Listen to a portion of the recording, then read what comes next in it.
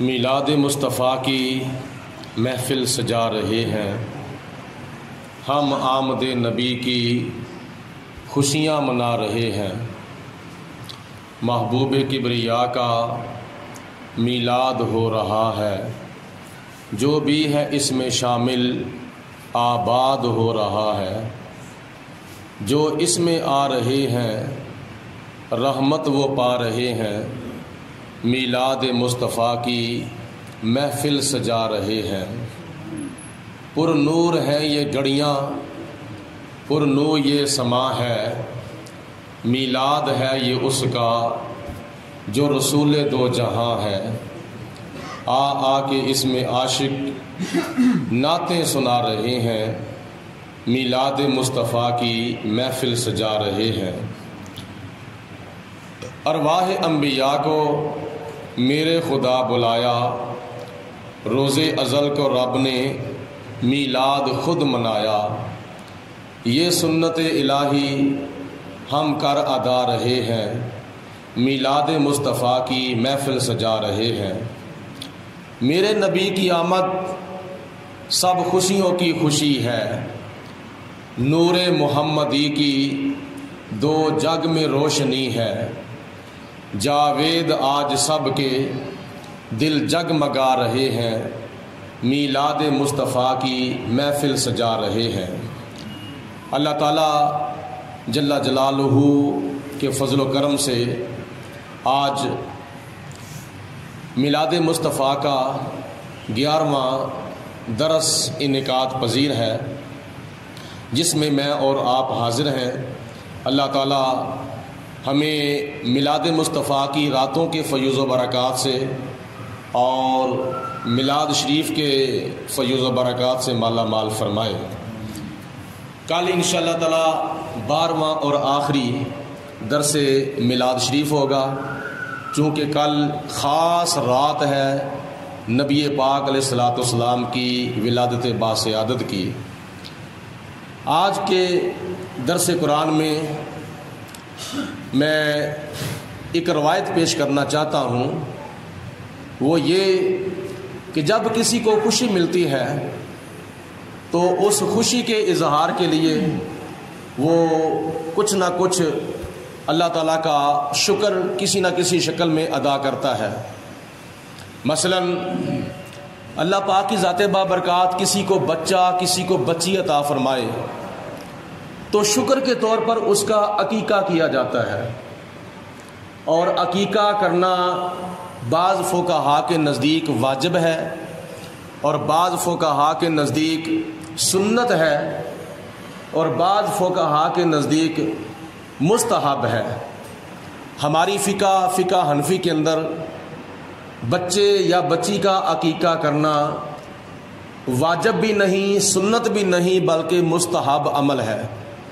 اگر کسی کو اللہ پاک کی ذات بابرکات نے توفیق دی ہے تو وہ اپنے بچے کا یا بچی کا عقیقہ کرے، اور بچی کی طرف سے ایک جانور ذبح کیا جاتا ہے اور بچے کی طرف سے 2 جانور ذبح کیے جاتے ہیں۔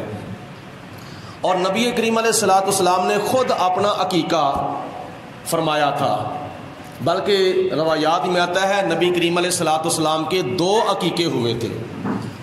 ایک آپ کا عقیقہ حضرت عبد المطلب نبی کریم علیہ الصلوۃ والسلام کے دادا جان نے کیا تھا، اور ایک آپ نے اپنا خود عقیقہ کیا تھا۔ جب آپ نے اعلان نبوت فرمایا تو اعلان نبوت فرمانے کے بعد پھر آپ نے اپنا عقیقہ خود کیا تھا، تو اس لحاظ سے عقیقہ کرنا سنت بھی ثابت ہوا۔ تو حضرت امام اعظم ابو حنیفہ نعمان بن ثابت رضی اللہ تعالیٰ عنہ کے نزدیک عقیقہ کرنا شریعت کے اندر ایک مستحب عمل ہے۔ تو ایک مثال ہے، اللہ پاک نے بچہ عطا فرمایا ہے، بچی عطا فرمائی ہے، تو اللہ تعالیٰ کی اس نعمت کے شکر کے طور پر بندہ عقیقہ کرتا ہے۔ جب کسی کی شادی ہوتی ہے، لڑکے کی شادی ہوتی ہے، تو وہ شکر کے طور پر ولیمہ کرتا ہے، یہ اللہ پاک کا شکر ادا کیا جا رہا ہے۔ یا پروردگار عالم تیرا شکر ہے تو نے مجھے یہ ازدواجی زندگی کا آغاز کرنا نصیب فرمایا. توجہ فرماؤ میری طرف, توجہ کرو. مجھے ازدواجی زندگی کا آغاز کرنا تو نے یا اللہ مجھے نصیب فرمایا ہے, تو لہذا میں تیرے نبی کی سنت ادا کرتے ہوئے ولیمہ کر رہا ہوں. تو یہ ولیمہ کرنا یہ اللہ تعالیٰ کا شکر ہے. رب تعالیٰ کی ذات بابرکات نے اپنے پیارے محبوب دانائے غیوب حضرت محمد مصطفیٰ صلی اللہ علیہ وسلم کو دنیا کے اندر جب مبعوث فرمایا, بھائی ادھر میری طرف دیکھو نا, میں آپ کو کچھ سنا رہا ہوں. او اللہ کے بندے ادھر دیکھو, میری طرف دیکھو, میں آپ کو اللہ کا قرآن سنا رہا ہوں, تم ادھر پیچھا کر کے بیٹھ جاؤ, تو یہ تو کوئی اچھی بات نہیں ہے. یہ ماشاءاللہ اللہ تعالیٰ کی رحمت کا نزول ہو رہا ہے. اور یہ سمجھو کہ اللہ پاک کی ذات بابرکات نے بارش کو بھی فرمایا ہے کہ جاؤ تم بھی میرے محبوب علیہ السلام کے میلاد کے اندر حاضری لگواؤ. یہ اللہ تعالیٰ کی ذات بابرکات کے محبوب علیہ السلام سے دنیا کی ہر چیز پیار کرتی ہے. اگر نہیں پیار کرتا تو کافر جن پیار نہیں کرتا, نہیں پیار کرتا تو کافر انسان نہیں پیار کرتا.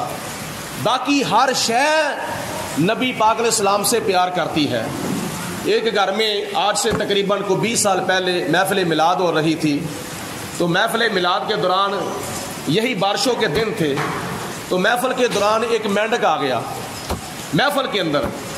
تو کچھ بچوں کی, نوجوانوں کی توجہ مینڈک کی طرف چلی گئی, اور مینڈک کی طرف توجہ کرتے ہوئے ان کی توجہ تقسیم ہو گئی. محفل کے اندر تھوڑا سا نظام جو تھا وہ درم برم ہو گیا. تو مینڈک سے ڈرتے ڈرتے کوئی ادھر ہو رہا ہے, کوئی ادھر ہو رہا ہے.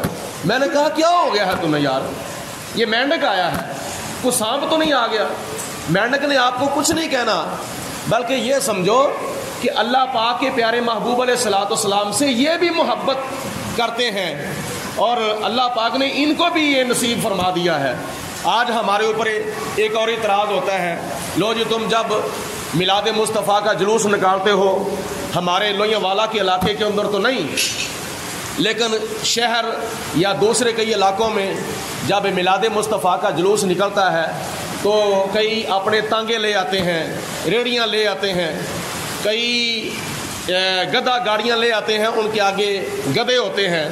تو کئی لوگ اعتراض کرتے ہیں, لو جی یہ جلوس مبارک کے اندر گدھے بھی آ رہے ہیں اور بھینسیں بھی آ رہے ہیں اور اس کے علاوہ بیل بھی آ رہے ہیں, یہ جانور بھی آ رہے ہیں, گھوڑے بھی آ رہے ہیں, یہ میلاد مصطفیٰ کا جلوس ہے. میں نے کہا بات یہ ہے کہ تجھ سے تو یہ جانور ہی اچھے ہیں جو نبی پاک علیہ السلام کے میلاد کے اندر آگے ہیں. تجھے تو حضور علیہ السلام سے محبت نہ پھر ہوئی, ان کو نبی پاک علیہ السلام سے محبت ہے, تو یہ حضور علیہ الصلوۃ والسلام کے میلاد کے جلوس کے اندر آگے ہیں. تو تم اپنی قسمت کے اوپر افسوس کرو. محبوب کی محفل کو, بولو سارے, محبوب کی محفل کو محبوب سجاتے ہیں, آتے ہیں وہی جن کو سرکار بلاتے ہیں.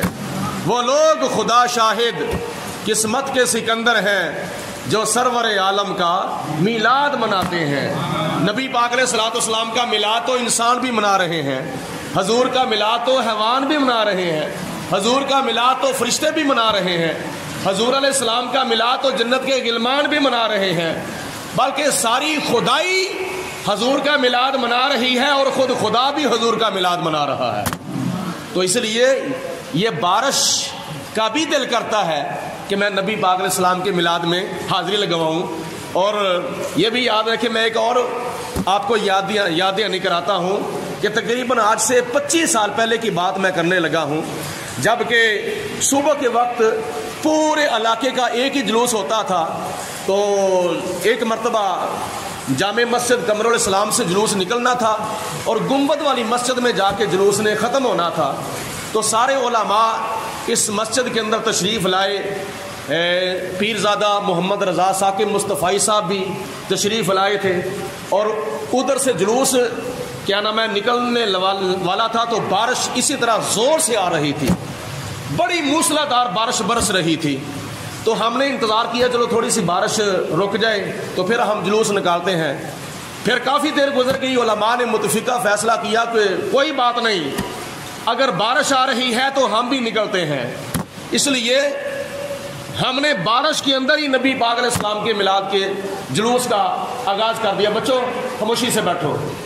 اور پھر جب ایک جگہ آئی کہ بارش کے اندر چونکہ پانی جو تھا وہ گھٹنوں تک کھڑا ہو گیا تھا گلیوں بازاروں میں, ایک جگہ پہ میں گر گیا اور تھوڑا سا آگے جا کر پیرزادہ رضا ثاقب صاحب گر گئے. تو یہ نبی پاک علیہ الصلوۃ والسلام کے میلاد کا جلوس ہے. علماء تو اس بات کا خیال ہی نہیں کرتے, تو بارش کا بھی دل کرتا ہے کہ میں نبی پاک علیہ الصلوۃ والسلام کے میلاد کے اندر جا کے حاضری لگواؤں, تو یہ اس کی محبت ہے. تو میں عرض کر رہا تھا کہ حضور نبی کریم علیہ الصلوۃ والسلام کے میلاد کے شکر کے طور پر اہل محبت نہ جانے 12 ربیع الاول شریف کو کتنے جانور ذبح کر دیتے ہیں. لاکھوں کی تعداد میں کئی مخیر حضرات اپنے جانور جو ہے وہ ذبح کر دیتے ہیں, اور منوں کے حساب سے نہیں بلکہ ٹنوں کے حساب سے مٹھائیاں تقسیم کر دیتے ہیں. اصل وجہ پتہ کیا ہے؟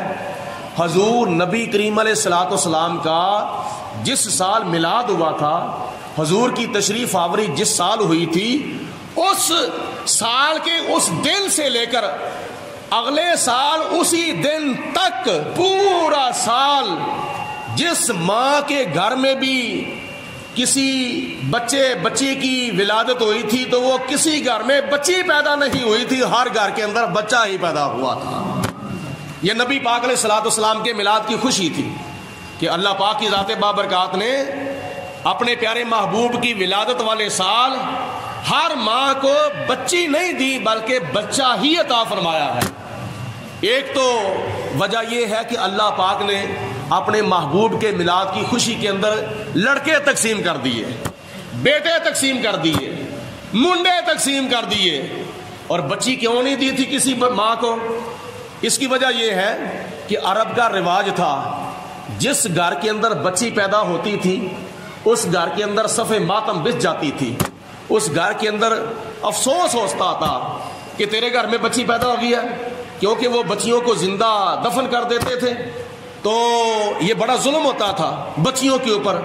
تو اللہ پاک کی ذات بابرکات نے فرمایا کہ اس سال میں نے کسی ماں کا منہ جو ہے وہ مرجھایا ہوا نہیں دیکھنا, بلکہ میں نے دیکھنا یہ ہے اور دنیا کو دکھانا یہ ہے کہ جس ماں کے گھر میں بچہ پیدا ہو اس کا چہرہ جو ہے وہ خوشی کے ساتھ حشاش بشاش ہونا چاہیے.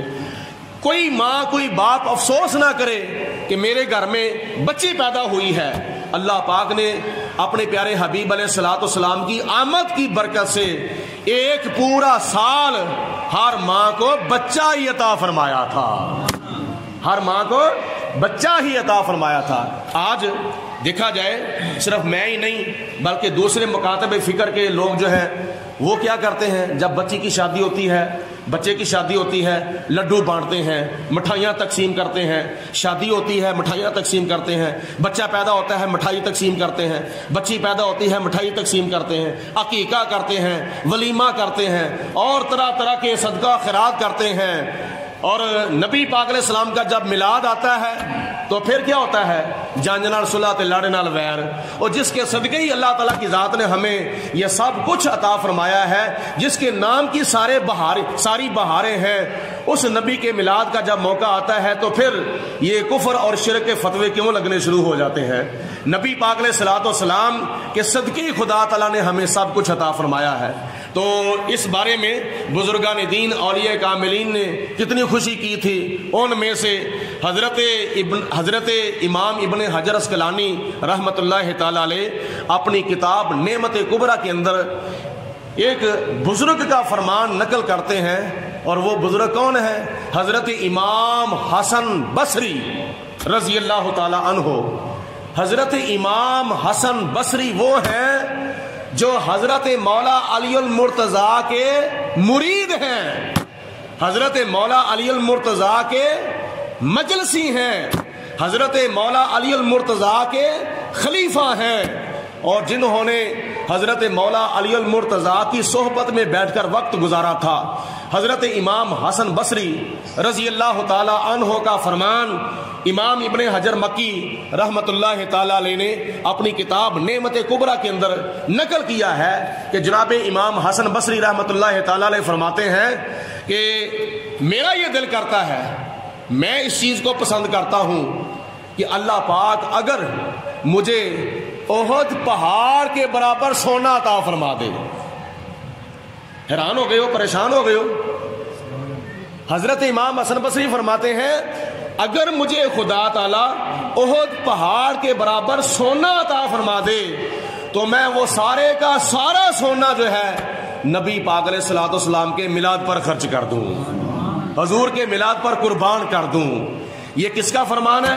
امام حسن بصری کا۔ اور امام حسن بصری کون ہے؟ حضرت مولا علی المرتضیٰ کے مرید ہیں۔ تو مریدوں کو سبق کہاں سے ملتا ہے؟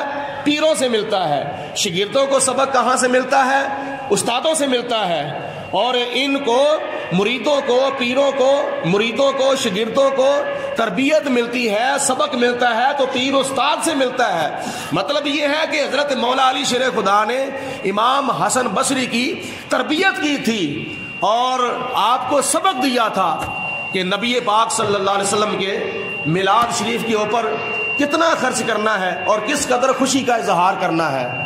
نبی پاک علیہ الصلوۃ والسلام کے پیارے چوتھے خلیفہ حضرت مولا علی المرتضیٰ کو سبق کہاں سے ملا تھا؟ حضرت عثمان غنی سے۔ حضرت عثمان غنی کو سبق کہاں سے ملا؟ حضرت ادھر پیچھے سے بند کریں، حضرت عمر فاروق رضی اللہ تعالی عنہ سے۔ اور حضرت عمر فاروق کو سبق کہاں سے ملا تھا؟ حضرت سیدنا ابو بکر صدیق رضی اللہ تعالی عنہ سے۔ اور حضور نبی کریم علیہ الصلوۃ والسلام کو اگر یہ چیز ناپسند ہوتی تو حضور علیہ الصلوۃ والسلام منع فرما دیتے۔ پورا قرآن پاک پڑھ کے دیکھ لو، الحمد سے لے کر والناس تک قرآن پاک کی 6666 آیات بینات میں سے ایک آیت بھی ایسی نہیں جس کا یہ ترجمہ ہو کہ نبی کریم علیہ الصلوۃ والسلام کا میلاد نہیں کرنا چاہیے، بلکہ قرآن پاک میں تو درجنوں نہیں بلکہ سینکڑوں کے حساب سے ایسی آیتیں ہیں کہ جن میں اللہ تعالیٰ کے پیارے حبیب علیہ الصلوۃ والسلام کی آمد کا تذکرہ ہے، حضور علیہ الصلوۃ والسلام کی تشریف آوری کا تذکرہ ہے۔ تو کتنے محبت والے وہ لوگ تھے جو اس قدر نظریہ رکھتے تھے کہ اگر خدا تعالیٰ مجھے سونے کا پہاڑ عطا فرما دے، احد پہاڑ کے برابر سونا عطا فرما دے، تو میں وہ سونے کا پہاڑ جو ہے وہ نبی کریم علیہ الصلوۃ والسلام کے میلاد پر خرچ کر دوں۔ تو یہ بڑی قسمت والوں کا کام ہے، یہ مقدر والوں کا کام ہے، جن کی قسمت کھری ہوتی ہے، جن کے مقدر ہرے ہوتے ہیں، یہ ان کا کام ہے۔ ورنہ بڑے بڑے، توجہ فرماؤ میری طرف، ورنہ بڑے بڑے دولت مند لوگ جو ہیں وہ اس چیز سے محروم رہ جاتے ہیں۔ جہاں ذکر حبیب ہوتا ہے وہاں رب بھی قریب ہوتا ہے۔ ان کی محفل میں بیٹھنے والا آدمی خوش نصیب ہوتا ہے۔ بخاری شریف کی حدیث پاک میں آتا ہے نبی کریم علیہ الصلوۃ والسلام جب دنیا کے اندر تشریف لائے، جناب آمنہ رضی اللہ